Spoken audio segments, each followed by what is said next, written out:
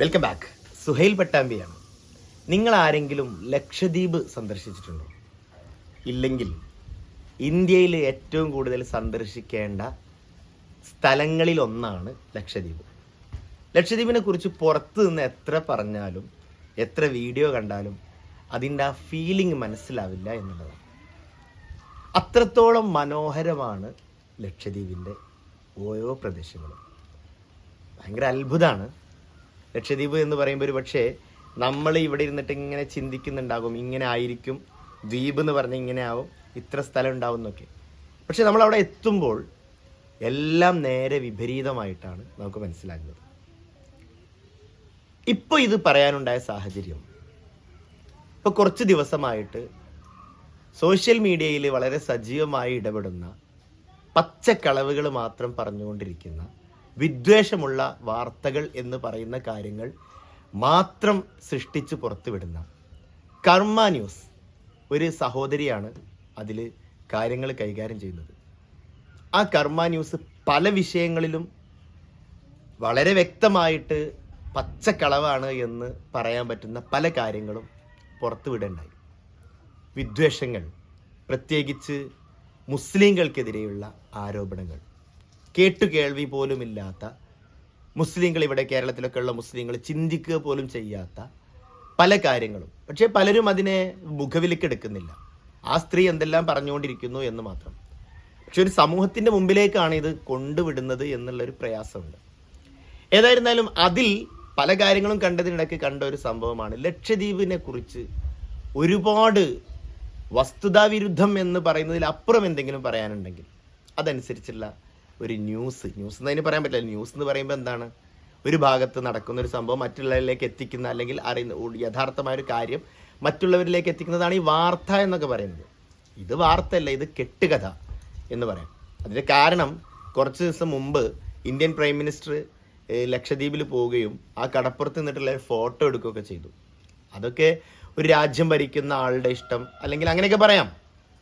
പക്ഷേ ലക്ഷദ്വീപിനെ കുറിച്ച് അതിൽ പറഞ്ഞ പല കാര്യങ്ങൾ നമുക്കത് കേട്ടപ്പോൾ ലക്ഷദ്വീപിലേക്ക് പോയി ലക്ഷദ്വീപുകാരെ കണ്ട ഒരാൾക്ക് സത്യത്തിൽ അത്ഭുതം തോന്നി. ഇങ്ങനെയൊക്കെ പറയാൻ പറ്റുമോ?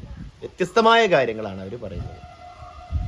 ആ ലക്ഷദ്വീപിനെ ഒരു ഇസ്ലാമിക രാഷ്ട്രമാക്കുന്നു, മറ്റുള്ളവർക്ക് അങ്ങോട്ട് പ്രവേശിക്കാൻ പറ്റാത്ത സാഹചര്യമാണ്, ഗാന്ധി പ്രതിമ ഉണ്ടാക്കാൻ പറ്റാത്തതാണ്, ഒരു ദേശവിരുദ്ധമായ പ്രവർത്തനങ്ങളാണ് അവിടെ നടത്തിക്കൊണ്ടിരിക്കുന്നത് എന്നെല്ലാം. അതിൻ്റെ യാഥാർത്ഥ്യങ്ങൾ പറയാം. ലക്ഷദ്വീപുകാരെവിടെ ദേശവിരുദ്ധ പ്രവർത്തനങ്ങൾ നടക്കുന്നത്? സ്നേഹിക്കാൻ മാത്രം അറിയാവുന്ന ഒരു പറ്റം ജനങ്ങളാണ് അവിടെ ഉള്ളത്. ലക്ഷദ്വീപിൽ പോലീസ് സ്റ്റേഷൻ ഉണ്ട്, നിങ്ങൾക്ക് പോയാൽ കാണാൻ പറ്റും. ലക്ഷദ്വീപിൽ പോലീസ് സ്റ്റേഷൻ ഉണ്ട്, പക്ഷേ ആ പോലീസുകാർക്കൊന്നും ഒരു വർക്കുമില്ല. ഞാനൊരു ഉദാഹരണം പറയാം. ഈ ലക്ഷദ്വീപിലെ ആളുകൾ, എനിക്ക് കണ്ടൊരു സംഭവമൊക്കെ അത്ഭുതം തോന്നിയ ഒരു സംഭവമാണ്. ലക്ഷദ്വീപിലെ ആളുകൾ മുറുക്കുന്ന സ്വഭാവമുണ്ട്. മുറുക്കുക എന്ന് പറഞ്ഞാൽ നിങ്ങൾക്ക് മനസ്സിലായോന്ന് അറിയില്ല. ഈ വെറ്റില ഒക്കെ കൂട്ടിയിട്ട് മുറുക്കുന്ന, നമ്മുടെ നാട്ടിലൊക്കെ പഴയ കാലത്തുണ്ടായിരുന്നു, ഇപ്പോൾ അപൂർവ ആളുകളേ ഉള്ളൂ. അങ്ങനെ ഒരു സ്വഭാവമുണ്ട്. ഇപ്പം ഞാൻ കണ്ട ഒരു സംഭവമാണ്, അവിടെ ഒരു സ്റ്റൂള് കൊണ്ടുവന്ന് വെക്കുന്നു. അതിൽ ഒരാളൊരു ബക്കറ്റിൽ, ഒരു പാത്രത്തിൽ 10 രൂപ വിലയുള്ള ഈ മുറുക്കാൻ പൊതികൾ കൊണ്ടുവന്ന് വെച്ചിരിക്കുകയാണ്. അപ്പം ഞാനിങ്ങനെ ചോദിച്ചു, എന്താ ഇതിവിടെ അനാഥമാക്കിയിട്ടിട്ടുള്ളത്? അത് കുറച്ച് കഴിഞ്ഞാൽ ആളുകൾ വരും, അവർക്ക് ആവശ്യമുള്ള സാധനങ്ങൾ എടുത്ത് പോകുന്ന ഒരു രൂപം ഞാൻ അവിടെ കണ്ടു. ഞാൻ പോയ അന്ന് മാത്രമുള്ളതാണോ ഇപ്പോൾ ഉണ്ടോ എന്നൊന്നും എനിക്കറിയില്ല. ഒരു ഉദാഹരണം പറഞ്ഞതാണ്. അപ്പോൾ അന്വേഷിച്ചപ്പോൾ വൈകുന്നേരം ആളുകളൊക്കെ ആവശ്യക്കാർ കൊണ്ടുപോകും, പൈസ അവിടെ ഇട്ട് പോകും.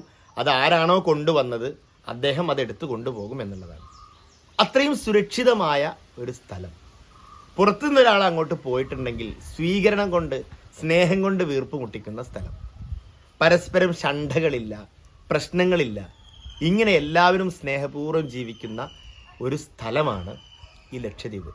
ഇവിടെ ചില രാഷ്ട്രീയ പാർട്ടികളൊക്കെ ഉണ്ട്, അവരെല്ലാം ക്ലിയർ ആയിട്ട് അവരുടെ കാര്യങ്ങൾ പ്രവർത്തിക്കുന്നു എന്നുള്ളതിലപ്പുറം അവിടെ റിപ്പബ്ലിക് ദിനം, സ്വാതന്ത്ര്യ ദിനം എന്നൊക്കെ പറഞ്ഞു വരെ സംഭവങ്ങൾ വരികയാണെങ്കിൽ ഇവിടെ മദ്രസകളാണ് പൊതുസ്ഥാപനങ്ങൾ. അപൂർവം ചില ദേവ കോളേജുകൾ, സ്കൂളുകളുണ്ട്. സ്കൂളുകളും മദ്രസകളും ഒക്കെയാണ് അവിടെയുള്ള പൊതുസ്ഥാപനങ്ങൾ. ഈ മദ്രസയിൽ ഓരോ റിപ്പബ്ലിക് ദിനം, അതുപോലെ തന്നെ സ്വാതന്ത്ര്യ ദിനം എല്ലാം വരുമ്പോൾ വളരെ ആഘോഷപൂർവ്വം അവിടെ പരിപാടികൾ കൊണ്ട് നടക്കുന്നത് കാണാൻ പറ്റും.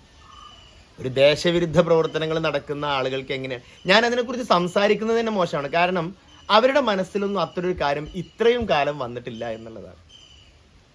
എന്നിട്ടാണ് പറയുന്നത് ഭീകരവാദ പ്രവർത്തനങ്ങൾ നടത്തുന്നു, അവരുടെ ക്യാഷ് വരുന്നത്, ആ സ്ത്രീ അതിൽ പറയുന്നുണ്ട്, അവരുടെ ക്യാഷ് വരുന്നത് വലിയ ഭീകര സംഘടനകളിൽ നിന്നാണ്, അങ്ങനെയാണ് ഇങ്ങനെയാണ് എന്നൊക്കെ ഒരുപാട് പറയുന്നുണ്ട്. അതിൽ പറഞ്ഞ മറ്റൊരു സംഘടനയുടെ പേര് സുന്നി സ്റ്റുഡൻസ് ഫെഡറേഷൻ, SSF. അവിടെ SSF പ്രവർത്തിക്കുന്നുണ്ട്, ലക്ഷദ്വീപിൽ SSF പ്രവർത്തിക്കുന്നുണ്ട്. SSF ഒക്കെ പ്രവർത്തിക്കുന്നത് അവരുടെ ഒരുപാട് പ്രവർത്തനങ്ങൾ. അപ്പോൾ പഴയ സിമി എന്ന് പറഞ്ഞാൽ ഈ പ്രേക്ഷകർക്ക് മനസ്സിലായോന്നറിയില്ല, ഇവിടെ കേരളത്തിലൊക്കെ നിരോധിച്ചൊരു സംഘടനയാണ്, students Islamic movement of India എന്ന് പറഞ്ഞിട്ട് പഴയ ഒരു ഭീകര പട്ടികയിൽ ഉൾപ്പെടുത്തിയിട്ട് ഒഴിവാക്കിയ സംഘടനയാണ്. എന്നിട്ട് പഴയ ഭീകരവാദ സംഘടനയായ സിമിയുടെ പിന്തുടർച്ചക്കാരായ SSFനെ എല്ലാവർക്കും അറിയാം, മലയാളികൾക്കൊക്കെ അറിയാമല്ലോ. ഈ കണ്ട കാലമായിട്ട് 40-ലേറെ വർഷമായിട്ട് അതവർ പ്രവർത്തിക്കുന്നുണ്ട്. ഇത്രയും കാലമായിട്ട് ഒരാളെ പോലും ഒരു ദേശവിരുദ്ധ പ്രവർത്തനത്തിനോ ഒരു രാജ്യവിരുദ്ധ പ്രവർത്തനത്തിനോ അറസ്റ്റ് ചെയ്യേണ്ട ഒരു കേസ് പോലും എടുക്കാത്ത ഒരു സ്റ്റുഡൻസ് അസോസിയേഷനാണ് SSF. എന്നിട്ട് അവരൊക്കെയാണ് പറയുന്നത് ദേശവിരുദ്ധ പ്രവർത്തനം എന്ന്. എനിക്കിവിടെ പറയാനുള്ളത് ലക്ഷദ്വീപുകാരെ കുറിച്ച് കൂടുതലൊന്നും പറയാനില്ല എന്ന് തന്നെയാണ്. ലക്ഷദ്വീപ്, ഞാൻ വീണ്ടും പറയാണ്, നിങ്ങൾ ഒരിക്കലെങ്കിലും ലക്ഷദ്വീപിൽ പോകണം. ഇത് മനസ്സിലാക്കാനല്ല, അവിടുത്തെ മനോഹാരിത, അവിടുത്തെ ആ പ്രകൃതിയുടേക്കാൾ സൗന്ദര്യമുണ്ട് അവിടുത്തെ ആളുകളുടെ മനസ്സിന്, ലക്ഷദ്വീപുകാരുടെ മനസ്സിൽ. അതൊന്ന് കാണാൻ വേണ്ടിയിട്ട്. അതിനിടക്ക് മലയാളികൾ ഒന്നിച്ച് മനസ്സിലാക്കേണ്ട കാര്യം, ഈ കർമ്മ ന്യൂസിനെ പോലെ ഈ രാജ്യത്ത് വിദ്വേഷമുണ്ടാക്കുന്ന ആളുകളെ ബഹിഷ്കരിക്കുകയും ഇരുത്തേണ്ടിടത്ത് ഇരുത്താനും നമ്മളെല്ലാവരും തയ്യാറാവും.